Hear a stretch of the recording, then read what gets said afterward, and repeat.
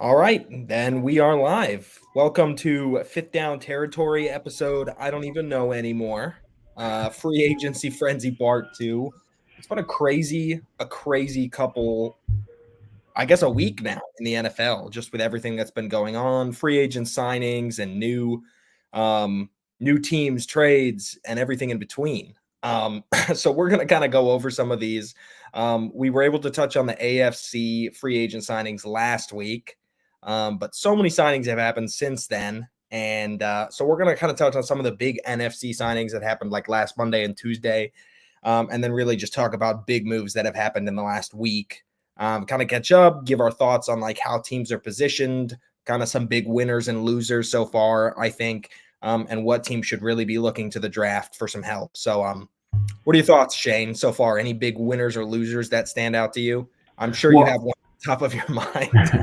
well, to me, the team that I think that's been smartest in terms of like the overall what I've seen from free agency, I'm gonna give it to your team. The Houston Texans have made a lot of really smart moves. I also really like the re-sign of Dalton Schultz. Like that's an underrated move. Like I really think that he helped progress y'all's quarterback CJ Stroud to have a lot more confidence and not just those check down routes, which you saw in the first kind of 4 weeks. And a lot of rookies do that. They have like those safety routes. They look for the slot receiver and the tight end the most because those are the guys they trust on their first read. It takes time for them to establish confidence down the field. We saw obviously Nico Collins had a breakout year, one of the more underrated receivers this past season, to his credit, and then C.J. Stroud was able to start playing more down the seam into the third level of the secondary. But y'all signed a lot of good players. I was surprised y'all allowed Jonathan Grenard to move on, but y'all went out and signed Daniel Hunter. That was a nice move. Mhm. Aziz Al Shahir, one of the more underrated signs, a really, really good, strong Mike linebacker, very cerebral, able to read the run. I think PFF had him as one of the higher rated run defending inside linebackers. I don't have the list in front of me, but I do know he was highly regarded. I do know the Cowboys had interest in him for a little bit. He was also getting interest from teams like the Steelers, the Titans. I think wanted back. He was one of the more like not as expensive but still highly coveted starting linebackers in free agency. I'm trying to think. I know y'all signed like y'all went out and traded for Joe Mixon for a seventh round pick. I was a little surprised y'all gave him an extension just because I felt like for a seventh round pick, this is really more like a 1 year deal type thing. Mhm. But I guess it depends on like where you fall in line with the whole paying running backs concept. Uh, Yeah. it's kind of a like a it's a yes or no type thing with that. To But be honest, I think it's just um like I thought the same thing last year when they traded for Shaq Mason and then extended him before he ever played a snap. And I was like, hmm I don't really understand why this is happening. But then hmm with how the guard market reset this offseason, I hmm think Nick just wants to know definitively what his cap is going to be next year, and he wants to hmm just lock it in. I don't necessarily think it's a good or a bad move, to be honest. Like some fans really hated the extension, some really liked it. I'm pretty in the middle. I think Nick just plays it really safe in that specific category. RGM tends to, and he just gets the extension done when he knows it's in a place where he can do it. hmm Um, yeah, I was a little disappointed by letting Jonathan Grenard and Blake Cashman go. What I heard from some of the people a little closer, like local beat reporters and stuff, is that they just had a lot of concerns about the health of those two guys. Grenard's never played a full complete season yet, although I think he played exceptionally in the 4 years when he was on the field. And it's kind of the same thing with Cashman. Like this has been his one really healthy season, more of an outlier. And I think they just wanted to find some guys who they felt better had a chance of staying on the field, is what local reports said. hmm Um, yeah, obviously the Texans are a pretty big winner for me. I'm still hoping to see a couple moves done. The I'm a little Pittsburgh worried about. Steelers too. I was big on Pittsburgh because not only did they go out and sign Russ, which by itself is better than any quarterback they had. If we assume he's the Russ off his last season in Denver, not the first season in Denver, but like his Yeah, last season, and then you go out and get like a really really generous trade. I know this ain't count for Frazier, but a really generous trade for Justin Fields, who's an upside. And I think with those two, you already have two better quarterbacks than you had all season. yeah, I think more likely they go into camp with Russ at one, Fields at two, and then you let August figure itself out as to if Fields is the better guy. yeah. And those kind of things happen. I think this is going to be a little bit of an unpopular take. I think I would actually put the Giants probably on my list of surprise winners because initially I was very confused by some of the moves that they were making. I was like, you really need to blow this thing up. hmm But when you go back and look, this is a team that went to the playoffs literally last year. And I think in their mind, this is still a team that they think can win. and probably arguably have the best front four in football now with Kayvon Thibodeau and Brian Burns and Dexter Lawrence. Sexy Dexy that they still have on that line. Mm-hmm. I would say that's one of the best front fours, and that's only 3 of the 4. Do I think it makes them Super Bowl contenders? No, I don't think they have the roster for that. But I do think doubling down and saying, hey, we want to go back to the playoffs. We got a really high pick this year just because of some bad injury luck. And we're just going to make some moves. To me, that's a win. Like, Sure. I don't think they're in a spot to pick a quarterback. And I don't think that's what they're going to do. I think they're going to get an explosive playmaker. And I think they're going to try and run it back with this squad and with Daniel Jones' contract. So, for Giants fans, I like it. Long term, right? If you play the long term game too much, you're never going to compete. You're always going to be rebuilding. So I liked their offseason just for what it was. And one of my big losers so far, I think, has been the Ravens. I feel like they've lost a lot of pieces. They re-signed Matabuki. I'll be interested to see if he can recreate the same production without their defensive coordinator, who's now a Seahawk. Yeah. They did lose Patrick Queen, and that's been kind of like a hit or miss. Lost a lot of people. Patrick Queen, and they lost a lot of depth, and they just didn't really add anybody. They lost Gus Edwards, and they got Derrick Henry, which I think is definitely an upgrade from Gus. I'm not very moved on the defensive side of the ball. Sure. So I think that's kind of a wait and see. Like, can Harbaugh really bring this magic back? I don't know. Who's one of your losers from free agency? We're just doing the AFC to recap, right? I guess because how that's how we're going. I mean, obviously the Cowboys are the biggest loser in free agency, but we're talking about just AFC. Well, I did Giants, but yeah, stick on AFC for now. I guess that's fine. Yeah. I'm trying to think like who, I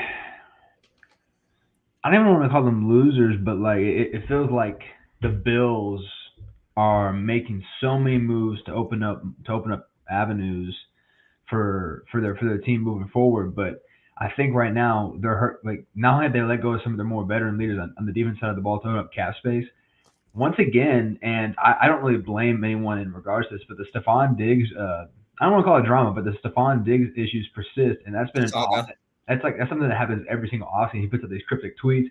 There's reports of teammates like, I don't want to say not liking him, but sick of his stuff. I don't want to put him on that same plane as like a Antonio Brown type thing. Mm-hmm. But this is the 3rd or 4th year in a row that we've had this sort of talk of is he tired of being there? How much longer is it going to last? And the Bills, they let Gabe Davis walk, which honestly was a smart move. They went out and I forgot who they signed. They signed a receiver in free agency. I can't remember who it was that they added. But they added what's his name? Yeah, what's his name? I can't think of it. I don't know who you're talking about. Chat. Are we that big that we can say that? Any of our viewers, if you're listening and you know who the Bills signed, drop it in the comments for us because we're struggling. It wasn't Khalil Shakir is still their 3rd. He's gonna be fine. He's gonna be fine. He had a really nice season, even as the 3rd option at receiver. Is it that guy who used to be a Colt? I'm trying to remember. Pittman, no. Not Pittman, the other one. That was, I think he was a Giant this last season or something. Who was that? I can see his face. Oh, Curtis Samuel.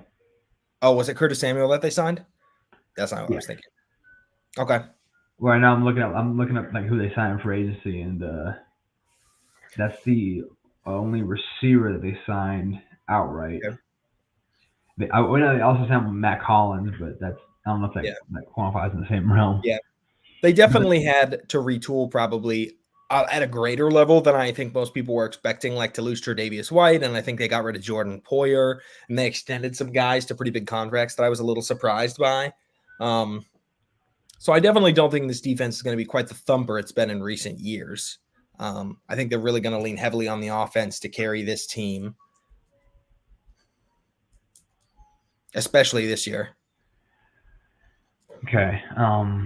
Do you think that – okay, so I know a lot of people are pointing to the Jags and signing Gabe Davis as the biggest overpay in free agency.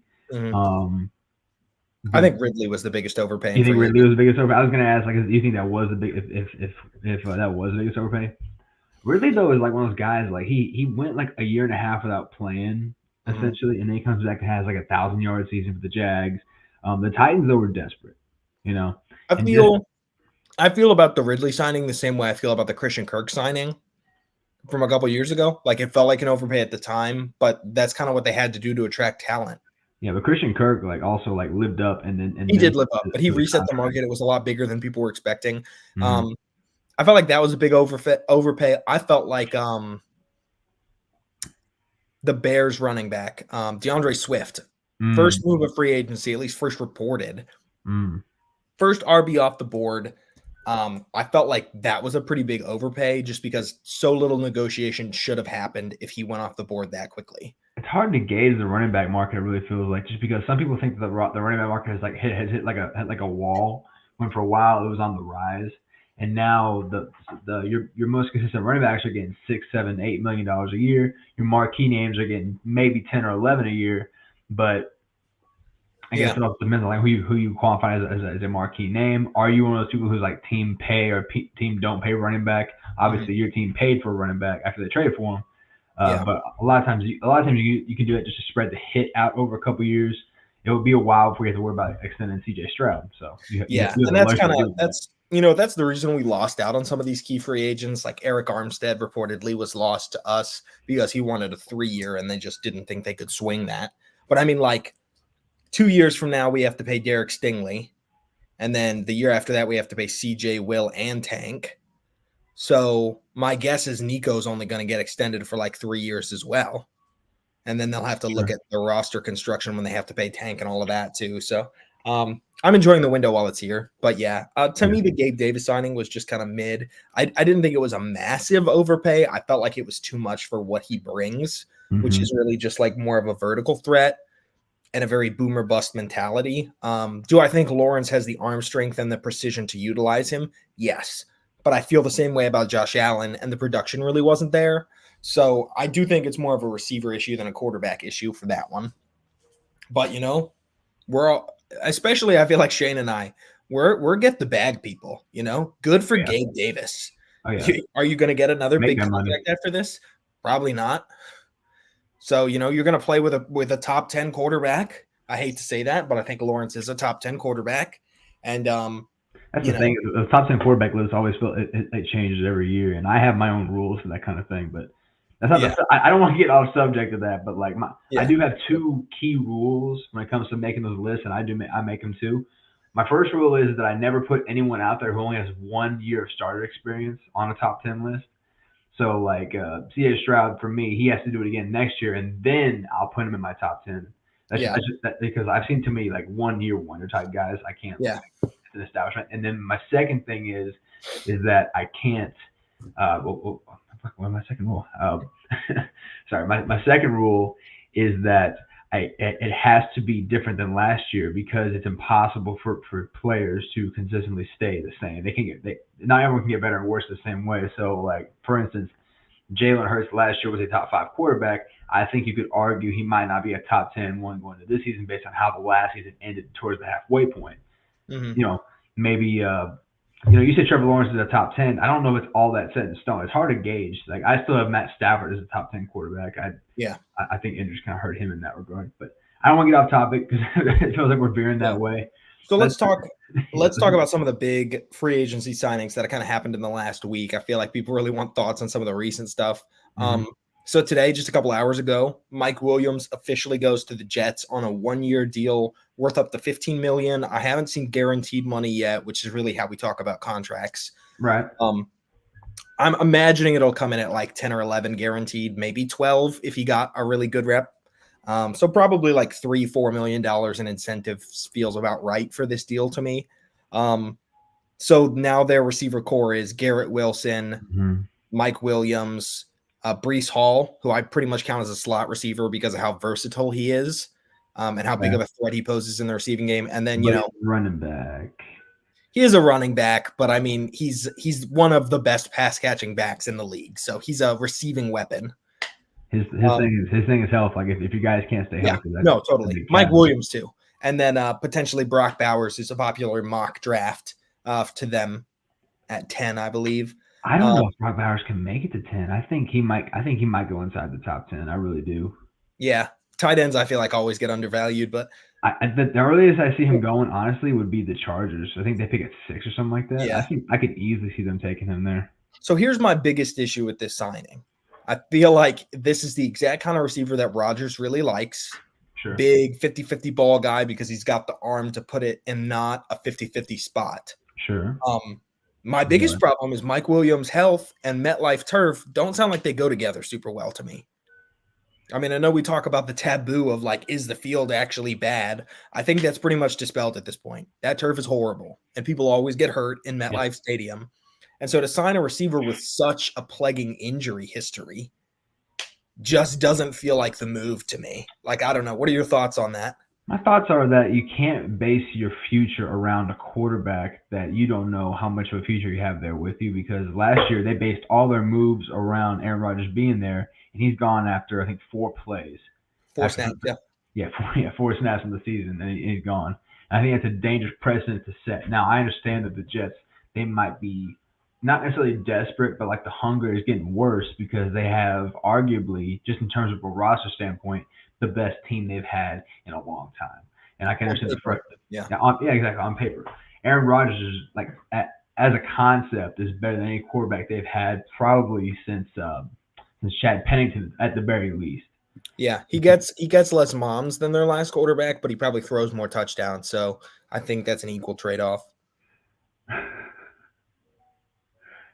Yeah, bring a mom joke into this one. No, but I also think that even Aaron Rodgers last year in Green Bay, we started to see a decline in his play, and I really do wonder, even coming off an injury, we haven't seen quality play from Aaron Rodgers in going on 2 calendar years. Like, are they investing too many assets into a guy that might not always be there? I liked the Tyrod Taylor signing because it gave them a much more quality backup, a guy who can win in this league and run pretty much any offense you set it to. He's pretty much been. He's basically another Ryan Fitzpatrick. Tyrod Taylor is, who's an effective quarterback in that regard.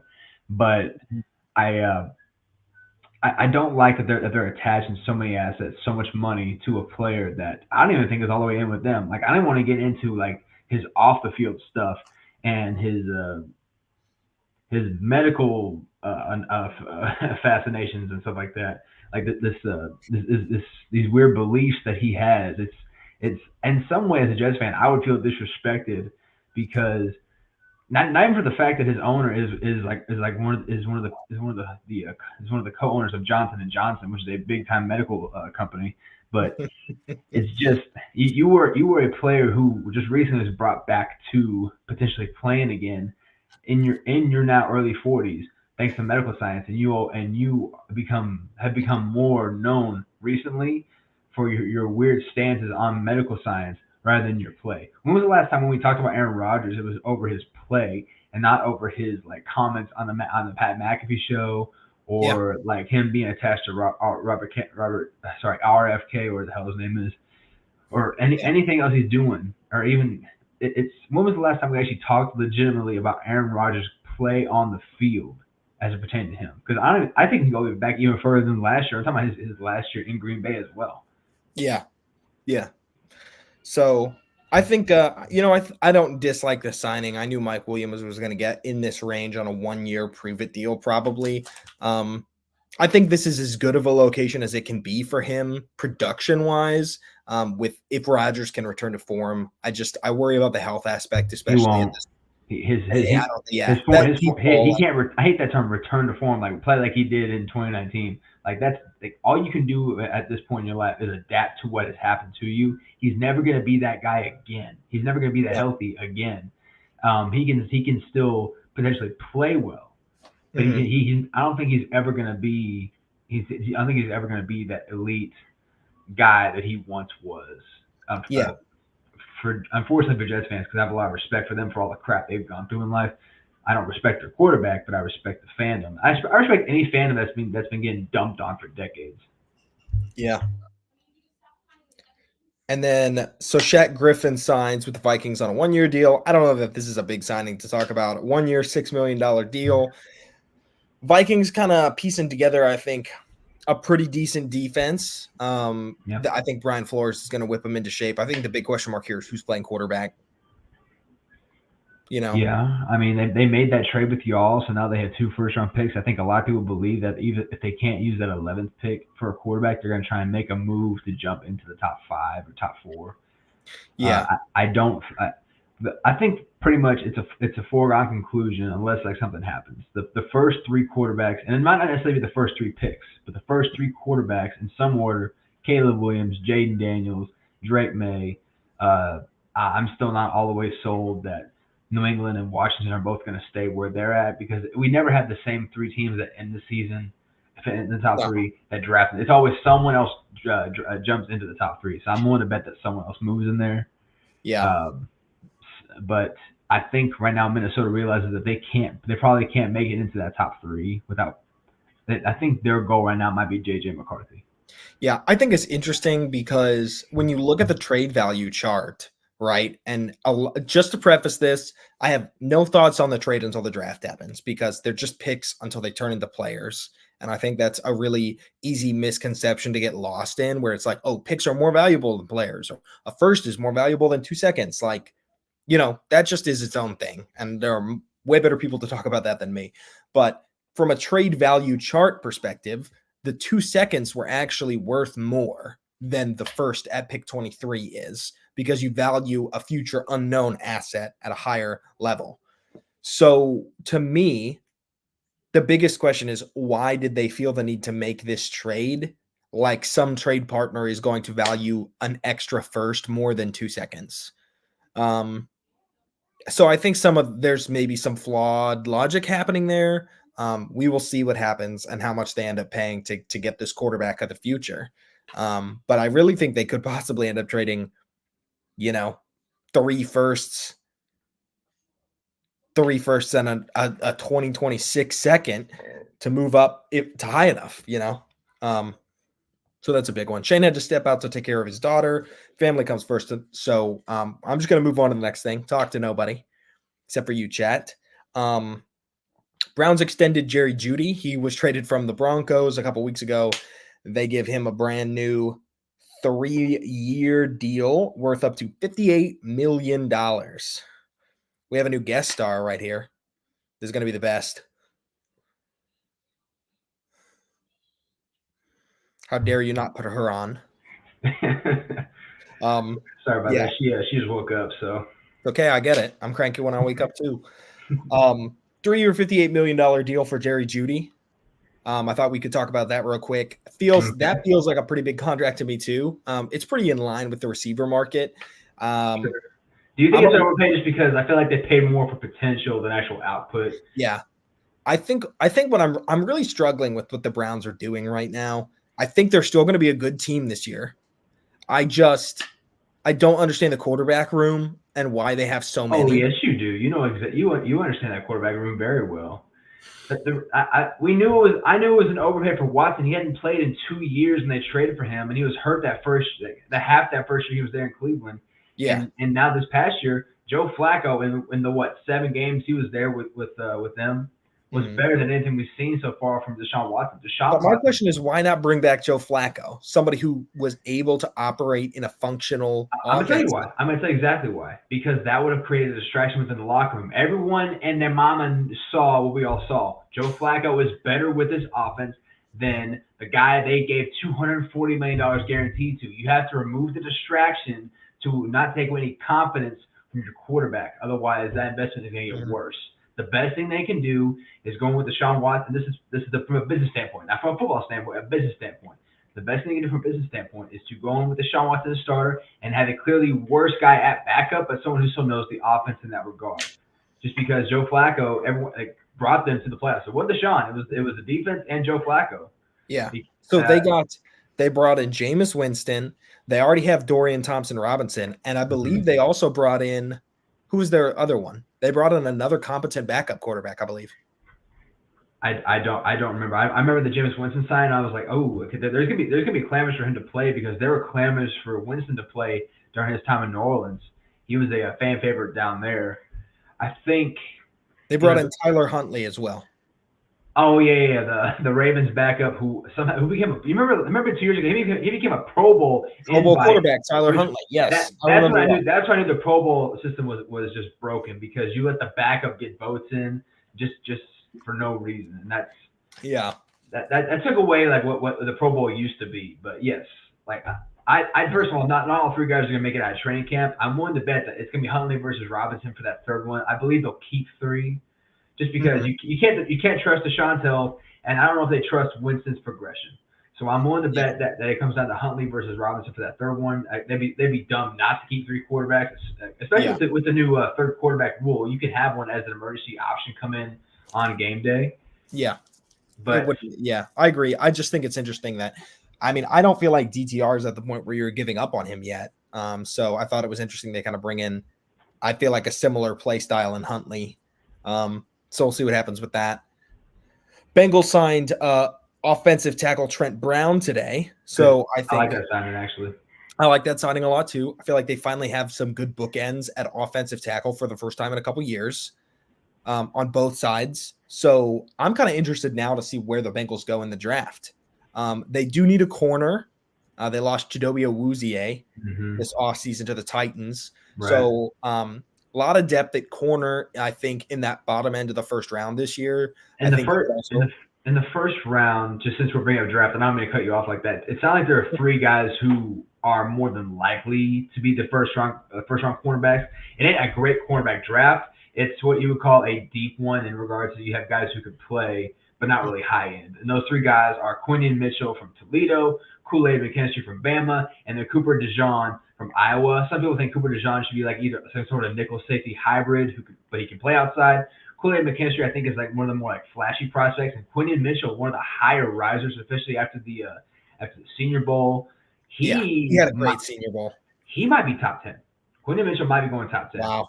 I see him mocked to the Jaguars a lot. We'll see what happens with that. I'd be shocked in this class, like just with him not being an elite corner prospect. But some teams draft need and believe in that a lot. So I think he would do better as an upside.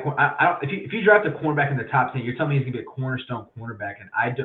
It's not that I don't think he can do that. It's just like I don't have that same kind of confidence that like a Jalen Ramsey coming out would have given me. I think he would be better as a late half of the draft cornerback who could join a strong secondary and elevate it and become that guy later on. I don't know if he's necessarily that difference maker. Yeah, I could be wrong. I have no problem being wrong. I've been on the show many times. I've been wrong many times. It's okay. Part of football. We're wrong a lot.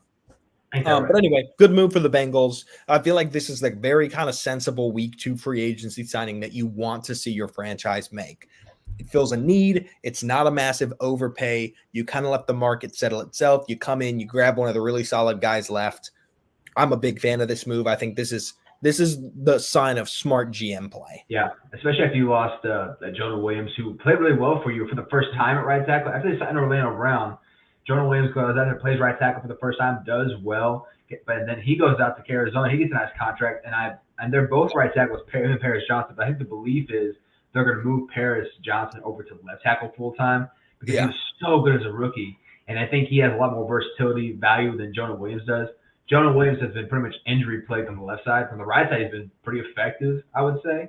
Yeah. So I think that would probably be the smart move around. But I agree, Trent Brown, underrated sign, an instant plug-and-play starter who's played both left and right tackle. I think even the Bengals defense is probably the move in the draft.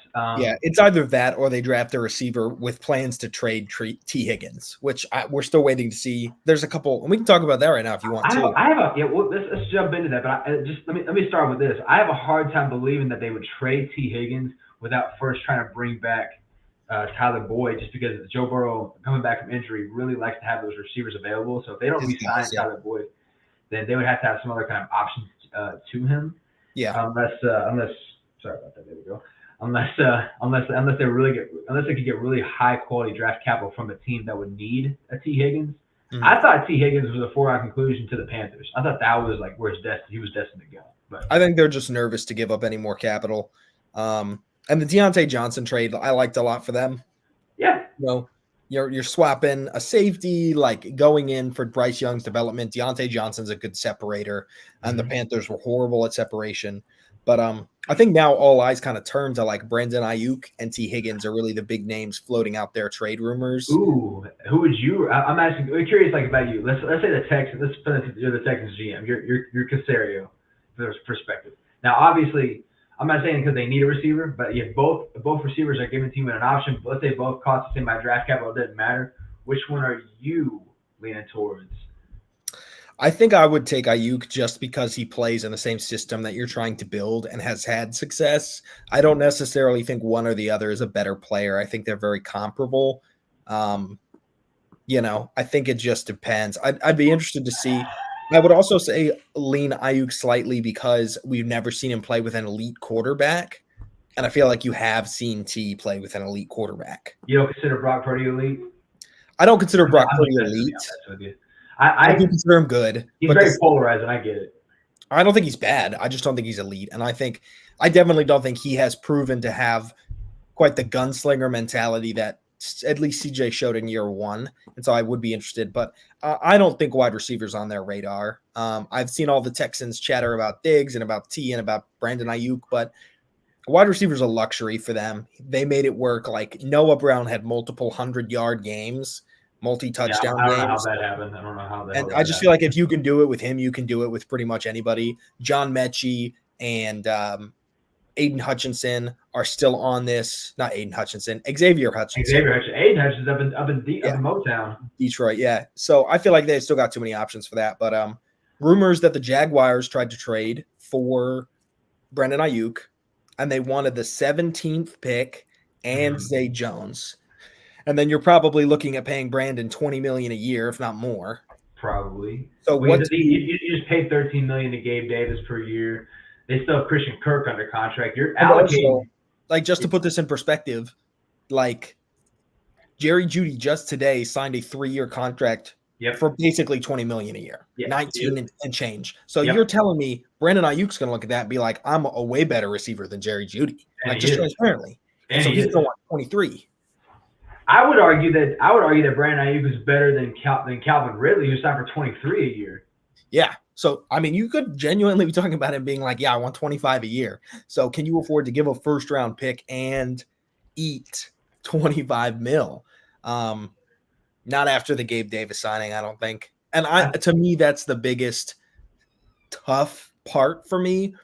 Like, I would have rather not signed Gabe Davis and trade the 17 and get Ayuk. Like, money wasn't a super big issue for them. Hi.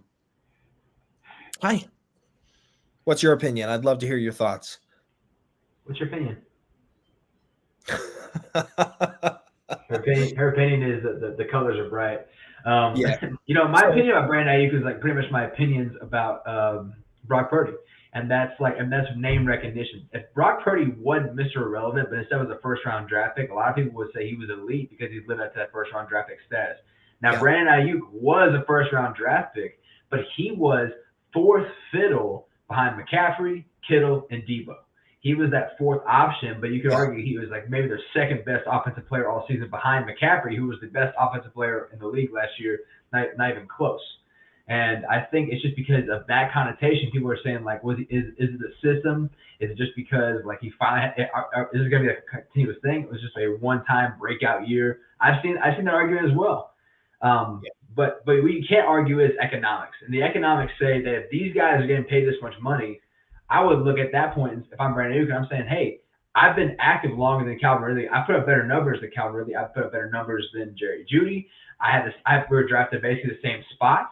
Why should I settle for anything less than that? And I think Ayuk's number is somewhere, honestly, between 22 and 24 a year. I don't think he's going to get that Justin Jefferson type extension that he'll get eventually. Yeah. But if that was true that Jacksonville was only being offered the 17th overall pick and Zay Jones, that I feel like would be I don't want to call that necessarily fair, just because I feel like Zay Jones is really more of like a body type player who fills in as that third option, especially when Juwan Jennings, their slot receiver, he gets his extension. Sorry. Yeah. But yeah, you're right. The Jags, they were allocating almost over $30 million a year right now to the receiver position. They can't really afford to give away a first round draft pick and pay an extra $20 to $25 million more to another receiver. And I think there's so many Jaguar fans that want this. Of course they do. And they're like, hey, like Balka, I believe is their GM, something like that. And they're like, Trent Baalke. Yeah. And they're like, make this trade. This is why we'll always be poverty. Okay. But just understanding, like, I love the fact that you talk about economics in this. There's no feasible way that your receiving core should be 3 veteran players on deals. That is not how these position groups are designed to work. You're supposed to be bringing youth in. And in a class like this that's so deep at wide receiver, I don't think it makes much sense to say, hey, we're paying Christian Kirk, we're paying Evan Ingram, we're paying Brandon Ayuk, and we're paying Gabe Davis. Like, where else are you going to be able to spend money over the next 3 years? Like, and with the Lawrence extension looming, if not this year, then next year. Yeah. So I just think fundamentally, like, maybe if the price was a third, which would be way too low, but if it was something like that and this extension, I'd say, okay, because I can still draft youth somewhere else in the first. I just don't think you can give up that opportunity to get your roster younger. Right. Exactly. She gets it. So next, I think the other big move that's happened in the last couple of days, aside from the Fields trade, which we'll talk about, is Chase Young went to the Saints yesterday. 1 year. I have a lot of Saints friends who are actually really excited for this move. Yeah, to be honest, I just feel like the Saints are good at developing defensive line talent. Like, as far as I can remember, they've always had a good defensive line. And it's a lot of it's like Pro Bowl guys, right? Perennial Pro Bowl players, but they always have contributors. And I just feel like this is a really solid landing spot for him. Like, never was on my radar, but I think it makes sense for both sides. No, I think it does too. Cam Jordan's getting up there in age, but obviously he's still been very effective for what they need him to do. Chase Young offers you a little bit of youth and rotation of value. Obviously, at $13 million, comes in to be a starter. But you talked about guys that developed. They developed the likes of guys like Marcus Davenport, who's been I would say up and down for his career, but he had really high moments in New Orleans. Malcolm Roach was a guy who was really good for them for a while. They've done a really good job of developing these defensive talented players. And with Chase Young, a guy whose biggest thing has been health, has the upside, which is why I like a 1 year deal. And I think $13 million is like you've proven enough to be worth more than 10, but you're not really worth those max extension values just yet. But he still has that untapped potential. And I hate this caveat. I hate those caveats. If he can stay healthy, then he offers you at the very least some upside as a pass rusher, because Peyton Turner, the draft pick from Houston a couple years ago, hadn't really panned out to be really worth the first round pick up to this point. Their defense is getting older, but still very effective. They lost to Mario Davis, their inside linebacker, who's been like a great value for them for years. Marshawn Lattimore has been a trade candidate for them since last year's trade deadline. So I think at a certain point, the Saints are trying to see what all they got. And I think with Chase Young, they have a quote unquote young player that they have some value in. But to me, this is a high floor, high ceiling type of move. That's sorry, bro. That if it works out, is great for them. If it doesn't, then they can move on next year. I think the other thing I like about roster building like this is they're in a position in the draft, which we're going to be talking about now until the end of April. So everybody get ready. Where if an offensive tackle or an edge falls and that player is your best player available, you can take either. I don't like Trevor Penning. I think he's been very bad since he came into the league. And I just think, I don't know that that's a salvageable prospect for them. But nothing says you can't run it back another year. You don't have a franchise quarterback back there that you're really worried about getting destroyed or anything like that. So truly, I think this allows you to play your board come draft day.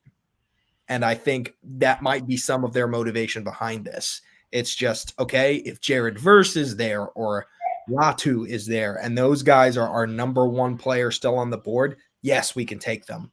But if they're not, I don't feel like I have to ramrod defensive end 6 picks before I need to, because, I need a defensive end. So that's always, I think, a helpful perspective to have.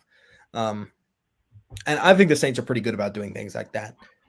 And then 3 days ago, I think it was on Friday or Saturday, Justin Fields went to the Steelers for a conditional, I believe, 6th-round pick. Could be as high as a 4th. Could be as high as a 4th, but right now it's a 6th, conditional on playing time. But Russell Wilson is still supposed to be the starter, and I think with that pick condition, they're not really planning on playing Fields a lot, aside from a Wilson injury. This has been one of the most confusing segments for me, I think, the Justin Fields saga. And I feel like this is going to be kind of a red letter moment on the resume of Ryan Poles. I think he's made a lot of questionable decisions. I think he's been kind of rash in some areas and really slow in others. And just to point out the duality of this, the Bears are the first people to sign a free agent. We feel like they overpay a running back who's not even the best on the market. And then you hold on to a trade asset for a ton of time until he's devalued to the point where, he's a day 3 late pick.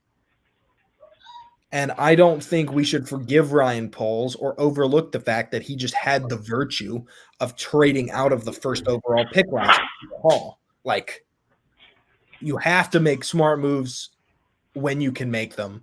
And I just don't feel like they got value for Fields. Like, Yeah, I think when they put it out there that he was looking for high value, like you talked about, it was like, I think he said 2 firsts or something like that. I think that 31 of the teams told you what they thought of Justin Fields. Now, fans, analysts, everybody thinks higher Justin Fields. I think higher Justin Fields than a 6th-rounder is worth. But just in terms of like the fact that he's on a rookie deal still, and the Steelers don't really have a long-term answer supposedly at quarterback, giving up a 6th, potentially a 4th rounder at worst for who could potentially be that next Steelers quarterback is a great deal to have. Yeah, I think I expected it, to be honest, a straight up 3rd for Fields is kind of where I was. Depending on the 2nd, maybe like a super low 2nd, but a 6th is nominal. Like, yes, you have to have depth and special teams players that go on the 3rd day of the draft, and we don't disparage anybody who makes it that far as bad, right? But the caliber of player that you're losing compared to the caliber of player that you're going to gain, that trade swap just isn't there. I don't necessarily believe there are 32 starting quarterbacks better than Justin Fields. Well, if you think, are there 32 quarterbacks better than Justin Fields? Because I don't think so. I'm trying to think right now. Okay, so like the Broncos. Who do the Broncos have right now? That's fair. Who do the Raiders have right now?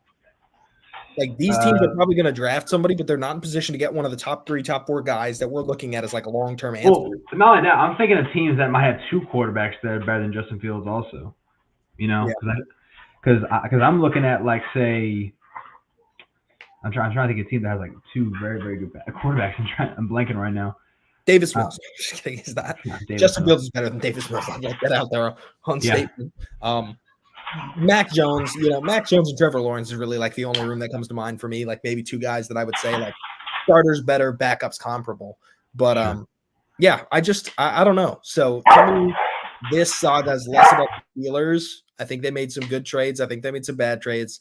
Just more about like Ryan Poles is just such an interesting guy, and he handles his approach to these so weird. And I really think, like, if you're not really feeling good about Caleb Williams by year 2, you have to get rid of Poles, because his ability to build a team and develop, like Keenan Allen for a 4th. How are you trading Justin Fields for a 6th and then trading a 4th for Keenan Allen? Like, I just don't get it. And I like Keenan Allen, but he's old and his health is in question. And I don't know that he's a super good scheme fit for this team.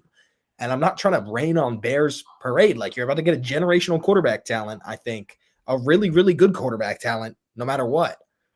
But I just don't know that Poles is long-term a good GM answer. And the longer they let him dance around this, I think the longer they're going to regret it.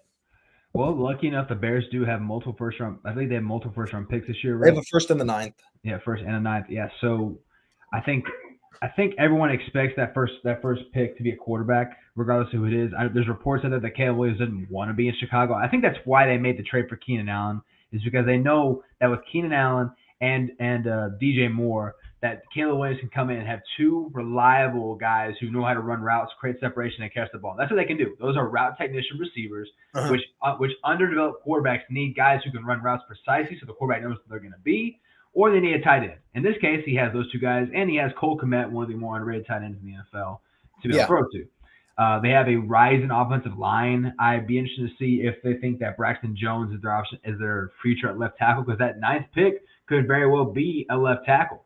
Even though I think Braxton Jones, his former strength round pick, has been more than deserving of it. I could see them. What if Joe Alt, the Notre Dame left tackle, is there? What if Olu Fashanu, who a lot of people think might be if not the first, the second best tackle prospect? What if he's there at 9? Yeah, it's hard to pass up on those guys. It really is. I think they would likely go defense with that 9th pick if I had to guess. But if they're there, like, why wouldn't they take that guy? Why wouldn't they? So yeah, I mean, we'll have to see what happens. But Bears fans, I think you have a lot to be excited about. You know, I'm not trying to tell you like, oh, you've had so many bad seasons, get ready for another one. I think your season's going to be fine. I'm just I'm not a Ryan Poles believer. I don't know.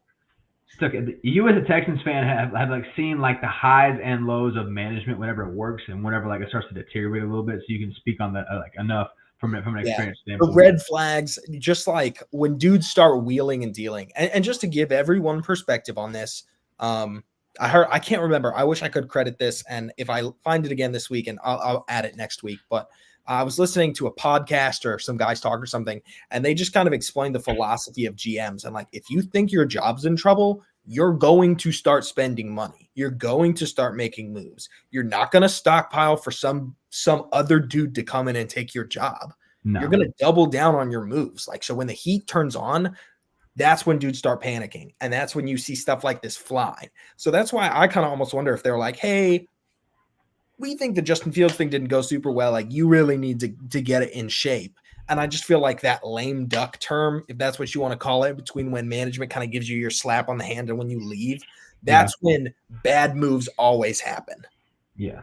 So just, just be wary. We got to keep an eye on this. But, you don't want to see some super aggressive acquisition for the Bears. If to me, like, I don't want to see him be like, oh, yeah, we're 3-4 and I'm going to go make a big trade at the deadline. Like, no. No, I agree. I think you hit the nail on the head perfectly. So the other thing we'll talk about, we still got a couple minutes here. We're gonna make sure Shane gets out. So we're gonna end in 3 minutes, guys.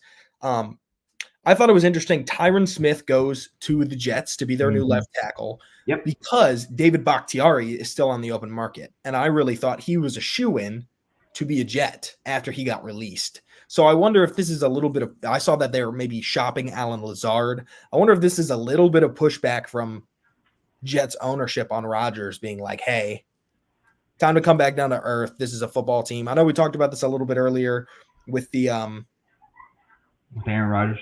Yeah, with the Mike Williams signing when we talked about Rodgers. But I thought it was interesting that they kind of, to me, took the option that I was not expecting them to take. I was wondering if you could speak to that at all. We all know Tyron Smith's an incredible left tackle. I don't think there's any doubt in my mind that he's probably better than Bakhtiari. Yes. I just think it's interesting that they didn't go with Rodgers' guy, and this seems like maybe the first instance where that's happened. Well, when it comes to Tyron Smith and David Bakhtiari, they both have the same caveat under their name, and that is when they're healthy.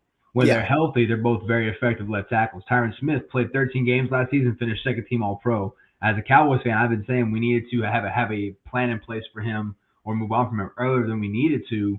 And this is like that's why, like, when it hit, obviously it sucks as a Cowboys fan. I hate to see him go, but I've been kind of ready for this longer than other people have.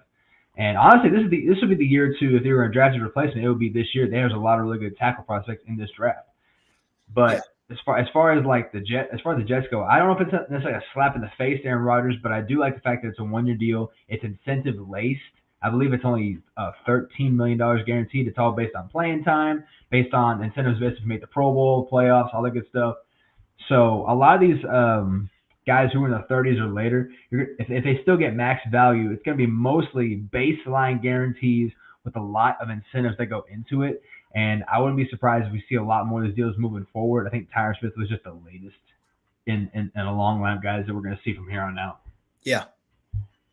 So I think that's kind of it for us. We're going to make sure we don't run over today. We both have some other obligations to get to. But, I think We're busy. We're men and we're busy. yeah. I haven't eaten dinner yet, so Little Caesars, here I come. But thank you guys for tuning in. Leave some comments. Let us know. I'd love to come back and read some stuff and touch on some stuff next week if you guys have acquisitions we didn't get to, or trade questions, or whatever. Or if you want to insult us. Or if you think our takes suck, Bears fans, sound off. We've had those comments before. I know for a fact that no Jaguar fan watches this, because I would get so much hate if they did. Yeah, but I didn't list the Jaguars as my loser of free agency, so you're welcome. But as always, guys, thanks for tuning in for Fifth Down Territory. You can see that we're sponsored by Stadium Rant, so make sure to check them out. Subscribe to their newsletter, stadiumrant.com, for all your newest sports news and articles. And we'll see you guys next Tuesday as we get closer to the draft and seal more free agents. Have a good night, everybody.